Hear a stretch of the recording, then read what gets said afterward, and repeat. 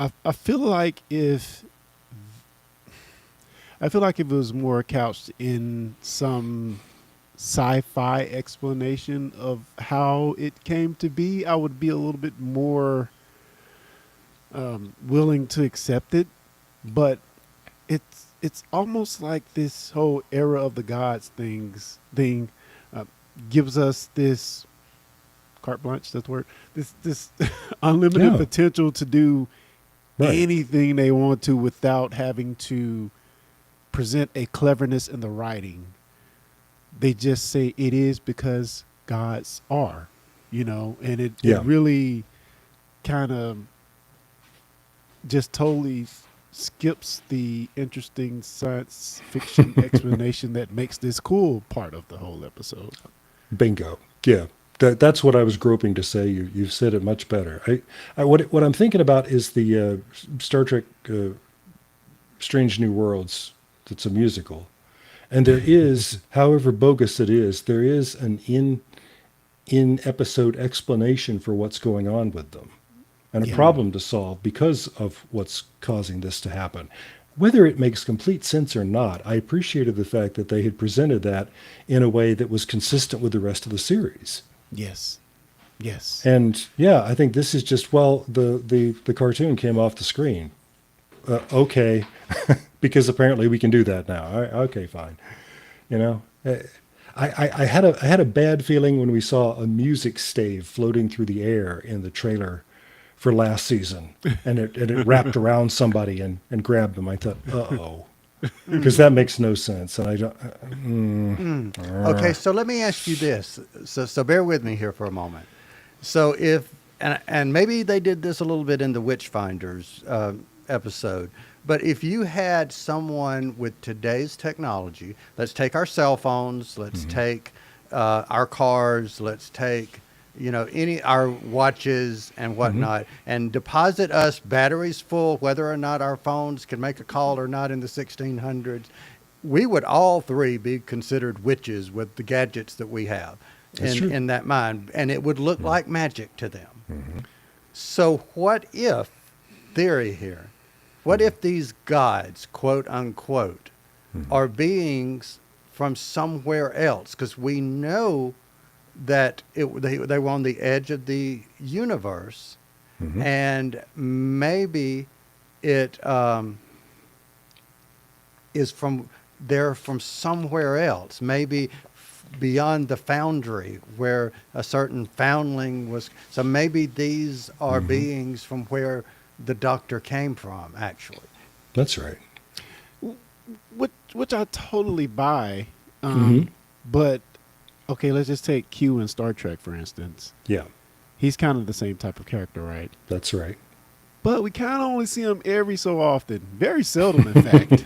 Yeah, But here we have one season and now a second season where even we got the flashback in this episode. They're telling us this is what it's all about.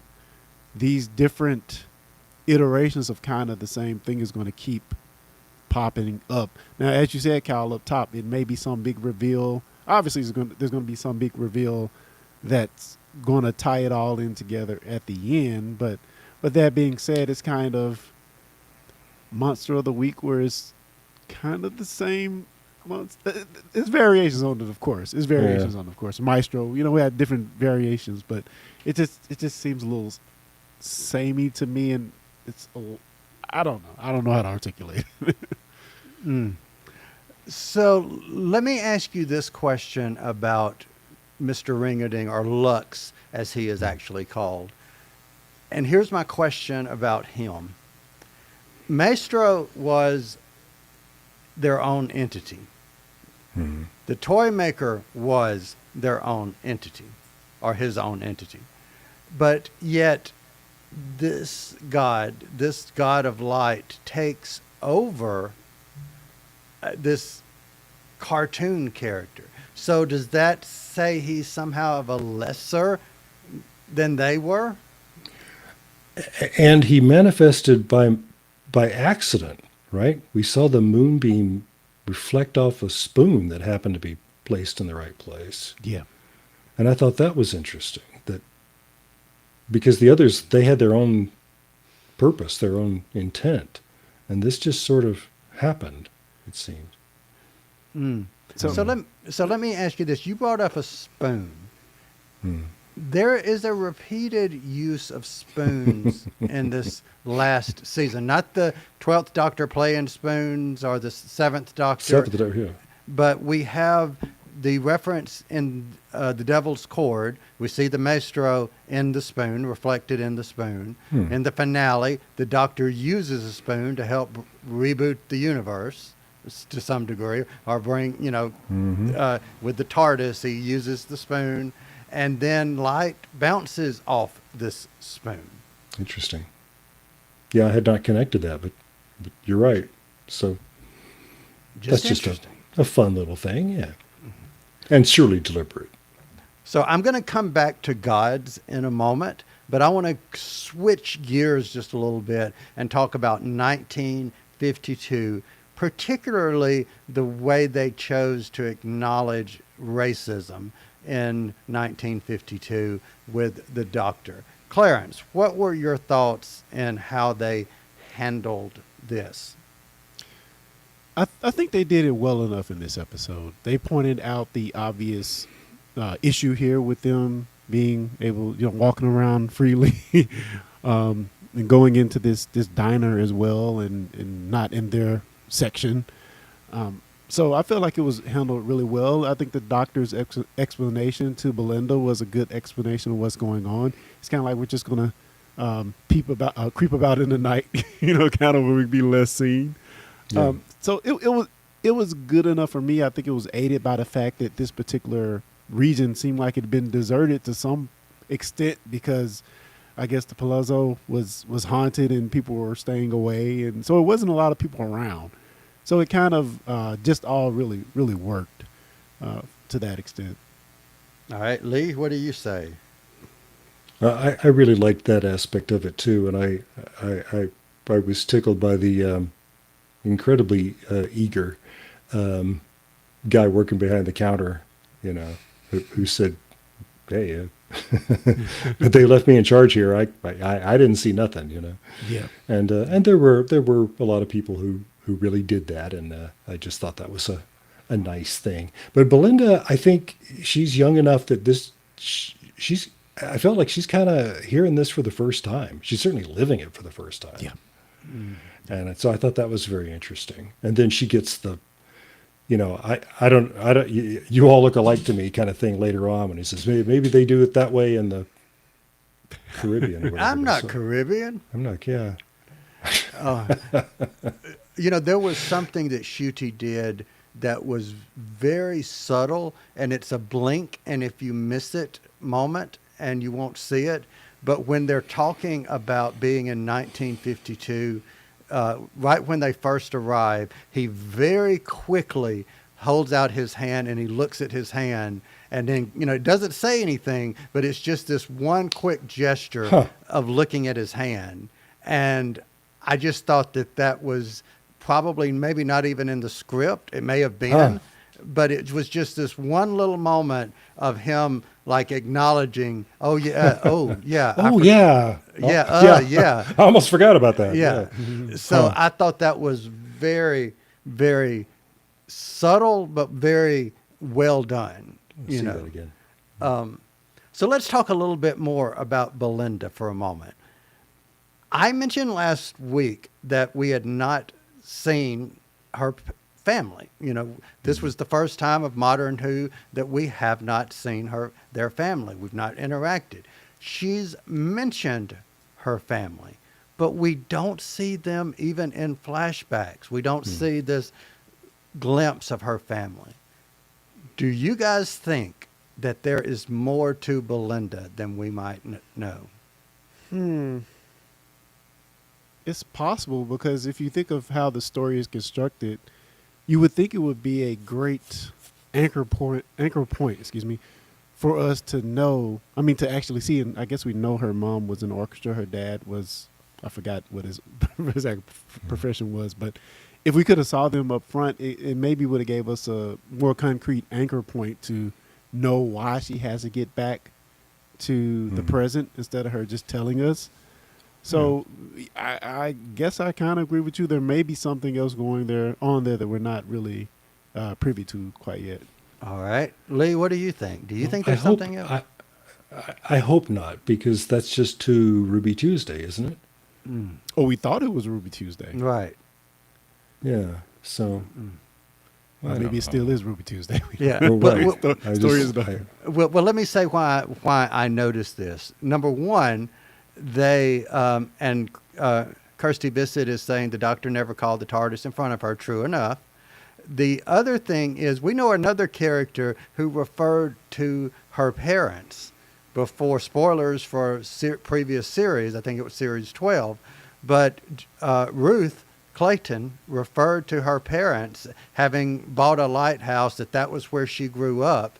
We never saw her parents, and then we realized, oh, that was just a fabricated memory. She really does not have parents like that. So my point could be, did RTD maybe tell us who, and I'm going deep here, deep dive, but could RTD maybe have hinted of who Belinda might actually be when they did a Scooby-Doo reference? And Lee, I think you'll get this, when he called her Fred. That's interesting. Help us layman out Very here. interesting. All right, Lee, would you like the, to explain? The Fourth Doctor's threatened nickname for Romana. So I don't know. I just don't think it's necessary for all of our companions to turn out to sort of magically be something else. I don't. I think that lessens their value as people somehow. Well, I'm not I'm advocating- distracted. I'm distracted by the fact that Windgrace is saying Ruby Tuesday. Did I just call her Ruby Tuesday? I'm being Ruby Sunday, of course. But I wonder how often that happened in production of that season. Trademark. Hey, well, all I'm saying is I'm hearing in my head when the doctor told Ruby Sunday and Monday Flynn to get married, and then she could be Monday Sunday. Mm-hmm. Cha-ching. And that wasn't even me. That was the doctor that made that dad joke. All right. So one thing I'm really enjoying Belinda, just FYI. But let's talk about what happened to Belinda and the doctor when they go. We keep going Scooby-Doo, and either one of you take this one away. What did you think about the animation? Let's not talk about the breaking through the glass, but the animation sequence. What did you guys think? I loved it.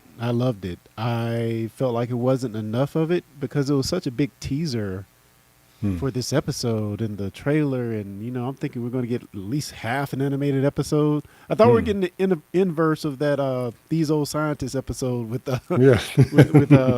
with Strange New Worlds. And it was like a minute or two, but I do appreciate the fact that they drew it in the style of Scooby-Doo, since they mentioned Fred and Velma Exactly. earlier in the episode. I thought that was a nice touch. Down to the model sheet thing of the Hanna-Barbera characters, almost uniformly, that their whole color of their face is painted as one color, including the whites of their eyes. Yep. Mm-hmm. Yep. And Too cool. I noticed that they did that, and it's the same, Alex Toth kind of character design. Zoinks. And the first thing that Belinda thinks about is her waist. It's like, this is impossible. But then the whole concept of, as they showed emotions, they became more three-dimensional. I thought that was really cool. Yeah, add dimension. Yeah. I agree. I just wish it would have. They got to that resolution very quick. I want to spend time here a little while. Yeah. Mm-hmm.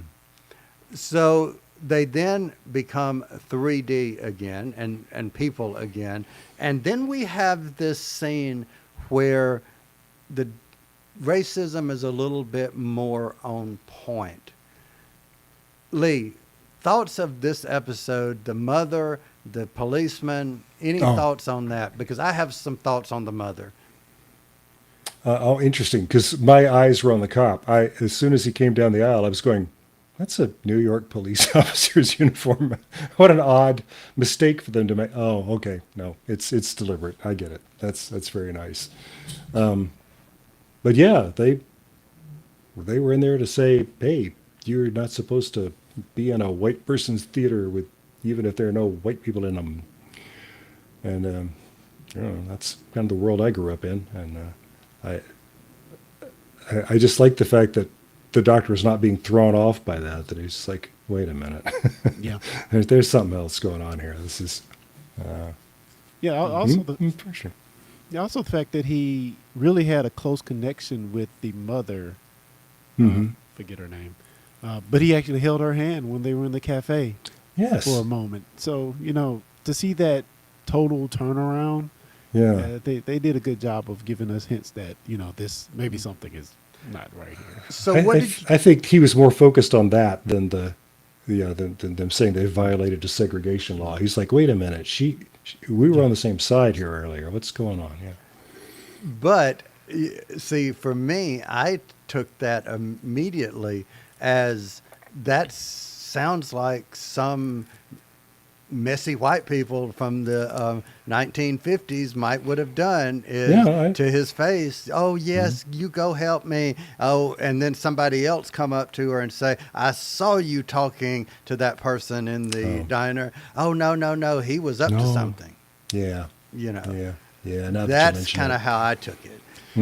Well, that's very credible too. Yeah, But Yeah. go ahead, Claire. No, I like how it was double layered because I didn't really feel it was preachy at all because I was focused on the other parts of it, but I definitely see where you would get that from. Yeah, and I didn't think it was preachy at all. I thought it was, quite well done. One thing I did not like, and Lord knows I have a country accent that I am trying my best to get rid of, but their country accents did not come across as being very authentic to me. And what I mean is the mother just grated on my nerves a little bit because she was too saccharine, sweet, and the guy behind the diner counter just seemed too wholesome, for lack of a better word. He was full on cartoony. Yeah. I just thought that was a very interesting choice.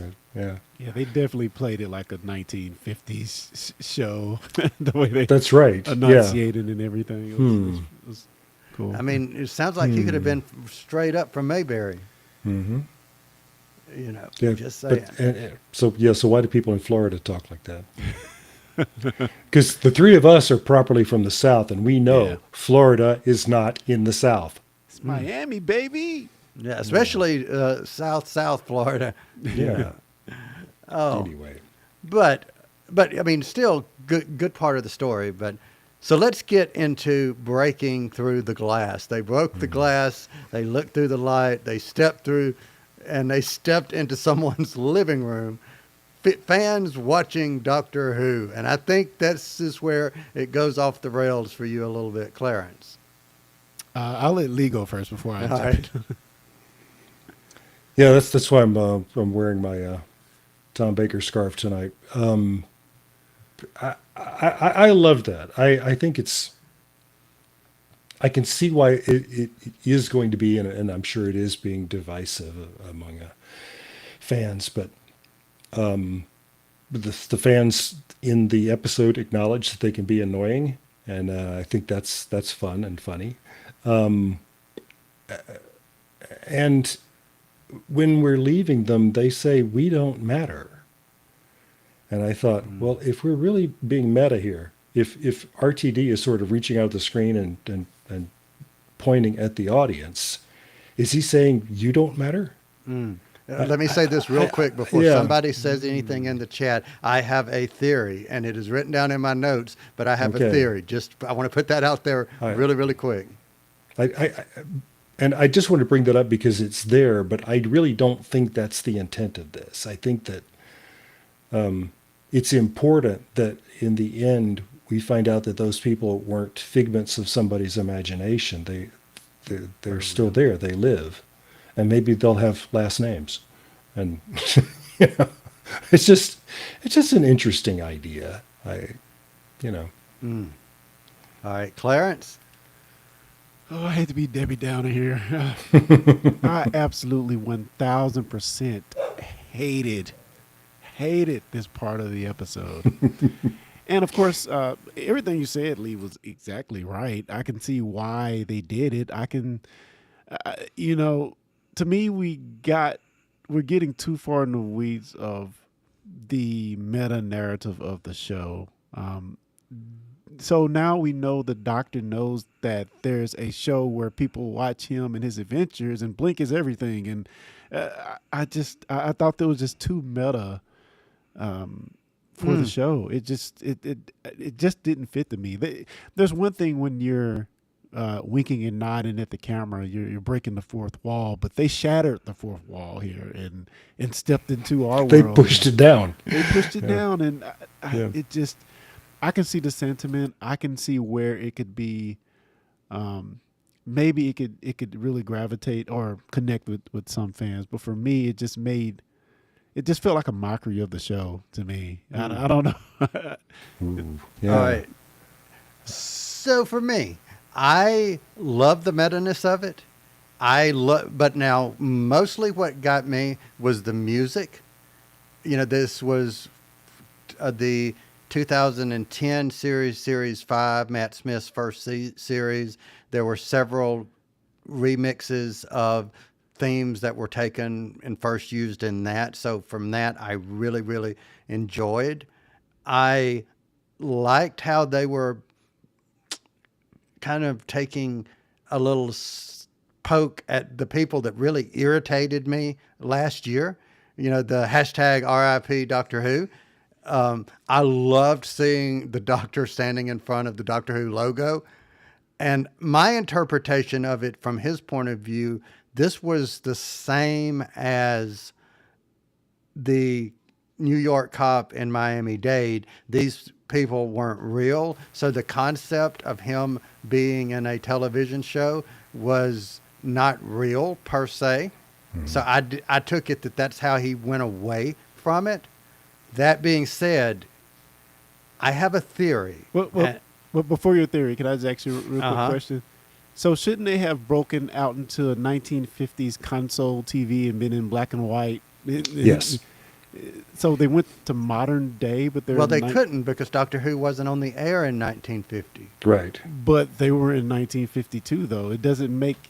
They were, But- but they were watching a TV show of them in 1952. But what Yes. does this entity or the creation of this entity know about the future television watching habit? I don't know. Yeah. I'm putting too much logic on it. Maybe so, because I didn't question that at all. I just thought, and now, the entity is created as walking, talking cartoon character. Now it's showing the Doctor and Belinda that they're really on a TV show. Haha. Yeah, and they know that's not true either. We got to get back into the theater. All right. I don't know, but in the first episode, we saw that we heard that the Doctor has the Doctor Who theme on his jukebox. Yeah. Yeah.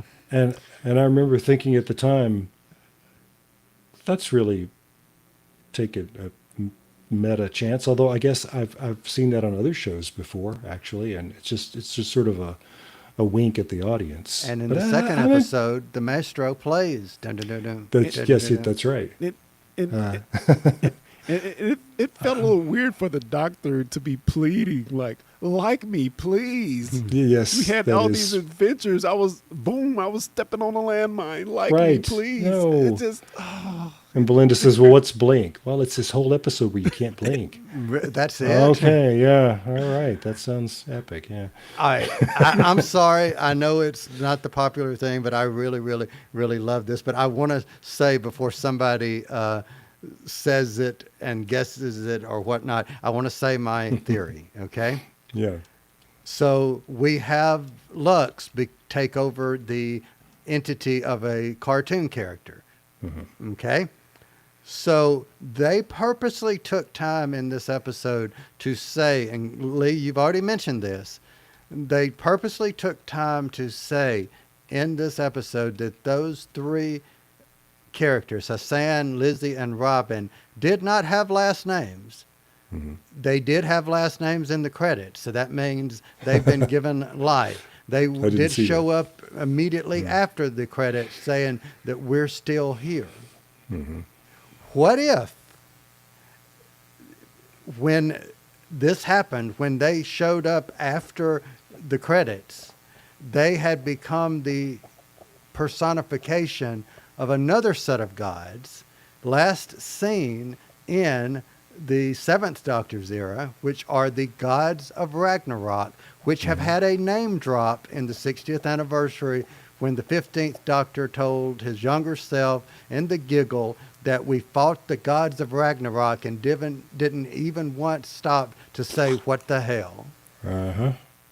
Okay, and for those who may not know, the gods of Ragnarok, when they were originally shown, appeared in the Seventh Doctor story, The Greatest Show in the Galaxy, where they fed on entertainment and killed those who did not satisfy them. That makes I'm sense. just saying we have an upcoming episode called the Interstellar Song Competition. Yes. We may see those three people again. yeah. Hassan, Lizzie, and Robin.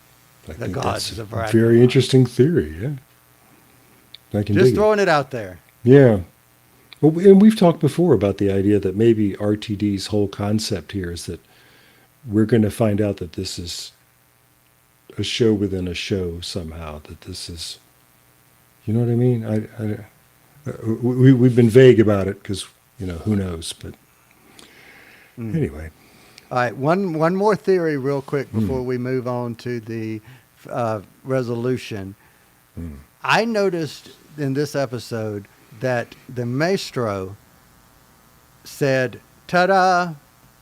The Lux, or Mr. Ring-a-Ding, said, ta-da. Mhm. Who else has said ta-da in the since the 60th anniversary? Well, you got me. The Doctor. Yeah.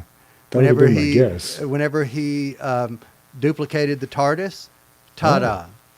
When he saved the woman from being killed by the, I can't remember her name, but when he saved her from being killed by the Christmas tree, he said, ta-da.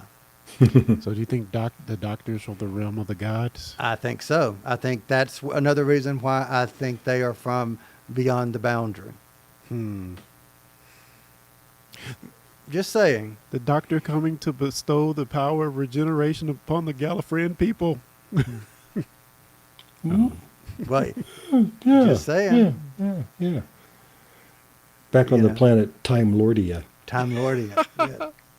Which was priceless. All right, so I need your help, both of you, to understand something. Was Lux truly evil? Because he tells them how basically to free those people. And didn't they just give him what he wanted? And he goes off on a blissful high at the end.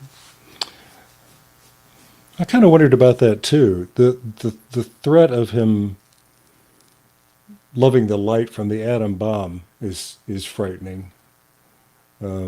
But he's not saying that he wants to have them so he can use them. He just said that this is a new world with this brilliant new light, I don't know. Yeah, he hasn't hurt anybody, has he? Has he? He just kind of kept them in stasis. He didn't kill them like what I'm saying is, They the were scared. Maestro He's- was purposely trying to kill or just eliminate all life. Mm-hmm.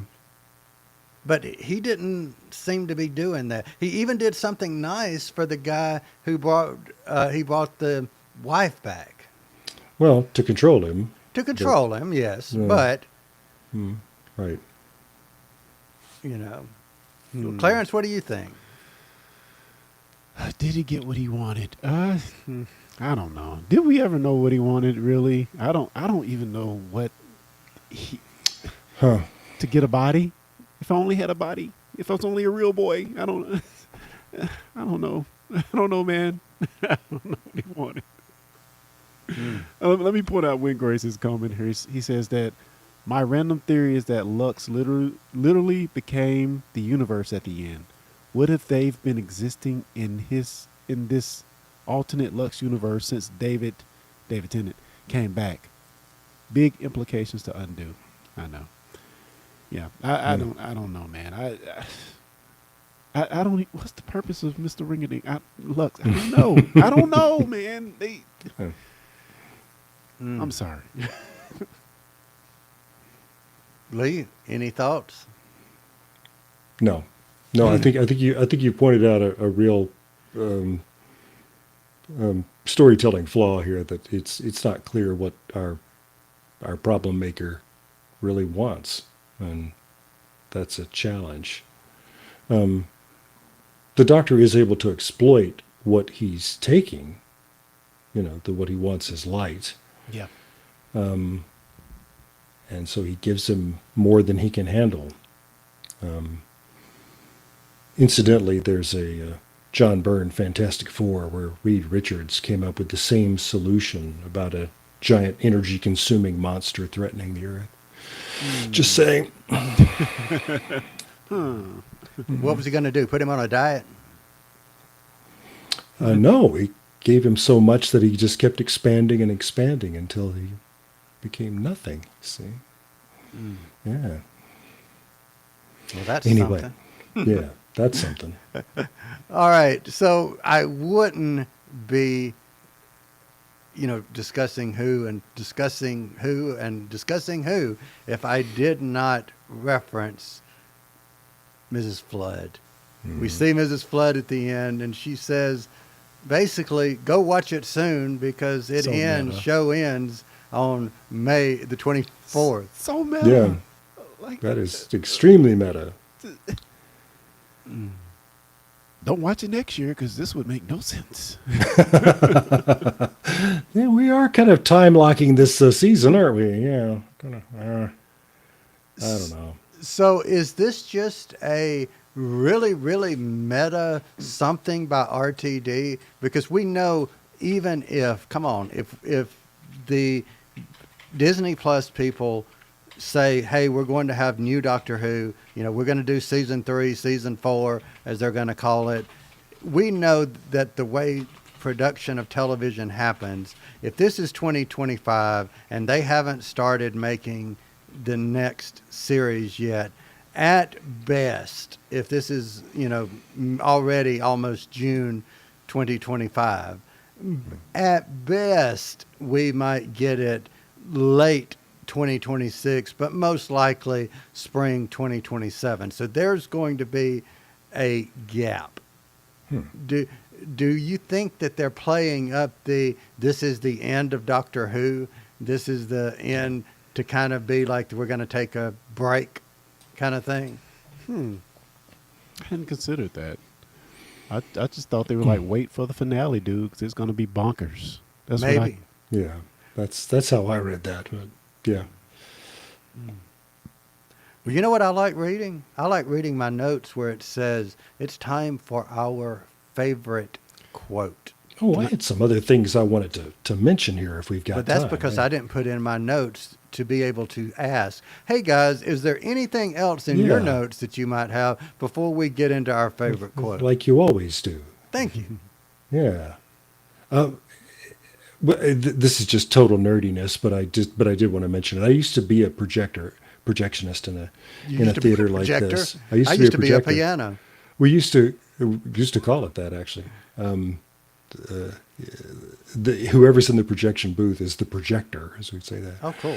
But anyway, yeah, it's technically projectionist. But so when I saw that open arc flaring up, I said, "Ooh, that's a pre-war machine he's got there. This is cool." Similar to the machine that I got to operate, but that was a xenon arc projector, which has its spark inside a bubble. But Mr. Mr. Pye's machine has the arc right out there in the open, and I have been around those machines, and you'll never forget that smell. It's really an amazing thing to be up there in that room. It's also dangerous to breathe that stuff in. So the rooms are supposed to be well ventilated, and they never are. So it was just kind of, those were the days. But you know how flammable old film stock is, Mr. Ringading says. It's 1952, and I think that's kind of interesting, just in nerdy detail. Eastman had just released a safety film that was not so flammable. And so the new movies that this theater was getting wouldn't have been so flammable. But they've got a library full of films made before then. Yeah. So I thought that's kind of nice that, maybe that's why this story is set in 1952. I don't know. But before that, it was cellulose nitrate, and they didn't really depict it accurately on screen. Once nitrate starts burning, you can put it under water and it will keep burning. Oh, wow. Oh, wow. And that's why we don't have many of the films that were, blockbusters in the teens and 20s and into the 30s, because in warehouses where their negatives were stored, a stray spark destroyed them all in a single day. Boom. And yeah, that's what happened. There's just, if you study the history of cinema, you can read about all these great films of the 20s and films that, we wish we could see today. They're gone because they were stored on cellulose nitrate. And yeah, if you put them in a closed room like that, it will blow that side of the building off. So that part of this fantasy was completely accurate. That's what would happen. It did make me wonder, everybody's so happy to see the 15 people come back out of the screen and into the audience. Not a word about the fact that Mr. Pye committed suicide to make this happen. Mm-hmm. Yeah. Hello? Yeah. The sacrifice of Mr. Pye. What a sacrifice. Anyway, and a quibble that I have with this episode, it just seems to me like lazy screenwriting. Why Well, let me say this real quick, because What? you actually helped me understand something that was a gap that I didn't understand. The wife told him the last thing she said was, "Find me." Find if me. he is killing himself to save everybody, then maybe that's how he can help or go find her. Yeah. No, I assume that's what that meant. Yeah. Yeah. Interesting. Come to me. Yeah. But the doctor does get burned at one point, and then he's able to heal it with his Artron energy, even though it's been a long time since his regeneration. And we have the line, "It's left me with a little extra pocket of energy I've been saving just for this." What? He called it bi-generation energy. He did, yeah. But I'm just, yeah, I'm willing to buy the meta-ness of walking into people's living room and finding out that you're a character on a TV show. What I don't buy is him saying, "I've been saving it just for this." Well, maybe not Oh, just come for on. this, but now I do that's the recall. line. But I know, I give it that. But I do remember in The Angels Take Manhattan that someone broke her wrist and the doctor healed her with true. regeneration energy. So it's a little like Force Speed. You remember that? Yes. And yeah, it's like, boy, that'll come in handy the next time they need that. We'll never see it again. Yeah, it's just, yeah. So some of this Artron healing stuff it happens whenever it's necessary for the plot to be. That's yeah. But let me give it one more Yeah. pushback, just a little bit. The fact that the doctor is the creator of regeneration, as far as in this universe per se, he would have unlimited regeneration energy, because Lord knows Tecteun could kill that child enough, because it got plenty. Well, then he should go about like Jesus, healing people wherever he goes. Oh. I'm just saying. I just want dramatic narrative to have rules and stick to them. You know, Gotcha. that's all I'm saying. Anyway, but it's still being positive. I still really enjoyed this episode. That's just that one line. I kind of went, what?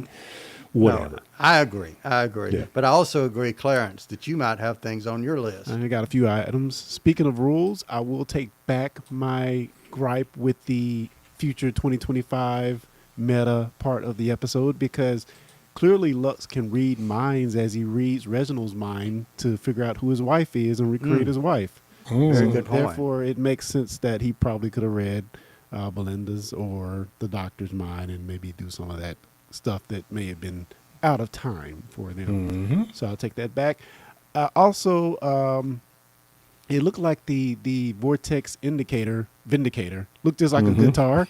So when he walked out, he looked like a 1950s band member going to set or something. So I really, really like that.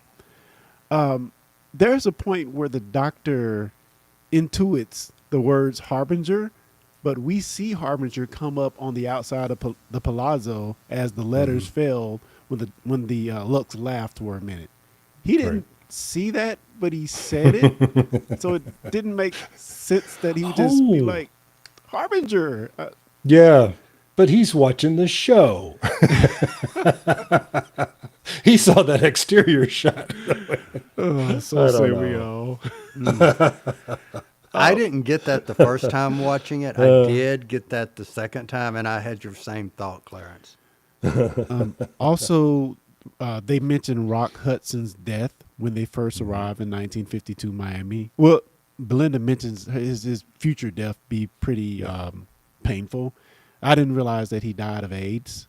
I know nothing about Rock Hudson other than hearing the name before, but very famous movie star from the golden age, the early era of movies. So I did a little research on him. I had no idea who he was. I And he was- remember. Go ahead, Lee. That he was the man's man, So it was news. It was during the AIDS epidemic, and so it was like, you're not going to believe who turns out to be gay and is dying of AIDS. Rock Hudson. And it did. It created a sensation for that. Yeah, and for that there was a reason, big because it was him. scandal for the fact of when all of what Lee just said was coming out. He had recently appeared either as a guest or as a continuing character on the TV soap opera Dynasty. And everybody was in an uproar. I remember that he had kissed Linda Evans, and did he give her the AIDS? And, Oh wow! Right. So I remember that was a big, fuss at the moment. But I liked the fact, and this was brought to my attention, usually when we go and hear of historical figures, whether they are Marilyn Monroe or whether they're, pretty much all of them, with the exception of Vincent and the Doctor, you hear, something positive of when you never hear about how they died. And I thought that was a very good shift of not saying, oh, well, this was a big movie star. She references his death rather than, It's true. So I thought that was interesting. And it makes sense that that's why she would have been taught about him, why she would Yes. have heard about him. So, yeah, good point. And lastly, I want to point out the production value. I thought the production value, I mentioned it up top, but I feel like the animation was off the chain, although we didn't get a lot of it. I felt like some of the special effects, the Doctor hanging like Jesus, I guess, hanging from the top of the movie theater for a little while. I thought that was pretty cool with the Archon engine being pulled from him. I thought that was well done on screen. And even some of the effects with Reginald's wife, how they showed her in black and white and she kind of faded into a real person. I thought all of that was really, really well done. Yeah. And seeing the two hearts, that was cool. Again. Yeah. Yeah. Saw him last week, too. Yeah. But yeah, you're right, Clarence. I meant to mention that and forgot about it. I loved that little dance there where for a moment Pi is dancing with someone who's in black and white and he's in color. And then she slowly, the color floods into her. It's just, that's a Really cool. beautiful, beautiful effect. Yeah. All right. So is that it from you, Claire? Yeah, that's it for me. Awesome. We haven't Awesome, talked awesome. about Alan Cumming at all. No, let's do that. Who is the voice of Mr. Ring-a-Ding, and the repeat performance from Mr. Cumming, who of course was the witch finder in the episode of that name. So he was James II. Okay. Yes. Which I thought his rendition of that song, he did an awesome job of that ring-a-ding song. It's just He's Awesome. He comes from Broadway. That's Yeah. singing and dancing is what he does. So yeah, so very, very, very before he well was done. Nightcrawler. Yes, indeed. I forgot about that. So favorite quote, Lee Shackelford, I'll keep it with you. Favorite quote. I have toppled worlds. Sometimes I wait for people to topple their world. Until then, I live in it and I shine. Indeed he And does. he's out the door. Playing that especially for Kirsty Bissett, who mentioned that she especially liked the way that was handled. So there you go. All right, Clarence Brown, favorite quote. Can't you get this box of yours fixed? You're a Time Lord. Take it back to planet Time Lordia. Belinda. All right. I really liked when that same character, Belinda, said to the doctor, Doc, I may not get this right, but it was basically, Doctor, you call yourself that really? Or that's not the right quote, but it was when she was questioning, do you really call yourself doctor? Yeah, oh, that's right. Yeah. Just the So, doctor, right? Just Yeah. the doctor. Really? Well, then All I'm right. the nurse. That was last Favorite week. scene. Clarence Brown, favorite scene. The Scooby-Doo animation scene I thought was fantastic. Loved it.